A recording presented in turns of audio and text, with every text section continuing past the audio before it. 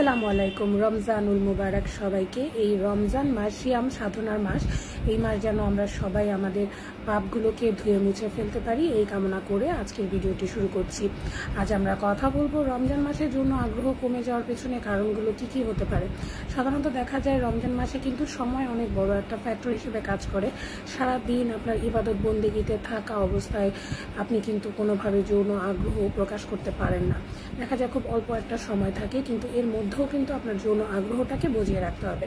এর জন্য আপনি আপনার খাদ্য তালিকায় যদি কিছু খাবার অ্যাড করেন, যেমন কাঁচা রসুনকে সুন্দরভাবে পেস্ট করে আপনি যদি কোনো তরকারিতে তৈরি করেন, সেটা কিন্তু আপনার যৌন আগ্রহ বাড়িয়ে তুলতে অনেক অনেক হেল্প করবে। এছাড়া আমাদের মধু, আপনি যদি ইফতারের পর মধু যদি খান, সেটা আপনার যৌন আগ্রহ বাড়িয়ে তুলতে অনেক সাহায্য করে। এছাড়া আমরা সবাই মনে হয় খেজুর খাই, এটা আমাদের নবীজির সুন্নত এবং এটা কিন্তু যৌন আগ্রহ বাড়িয়ে তোলার জন্য খুবই গুরুত্বপূর্ণ ভূমিকা পালন করে।